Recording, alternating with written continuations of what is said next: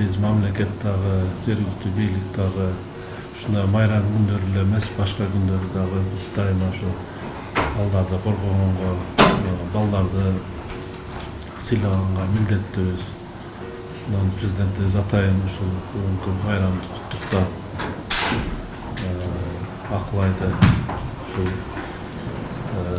çakırıp atayın özünün belegin bergen eken. Tapşırıp koydular. Akılaydın eme geleceğe gen bolsun, vaktılığınız bolsun, akıllıstığınız bolsun, jakşı bilim alıp gelecekte buna sizdi kuandırgan, süýündürgen, bizdi kuandırgan, Sizi süýündürgen kızlardan bolsun.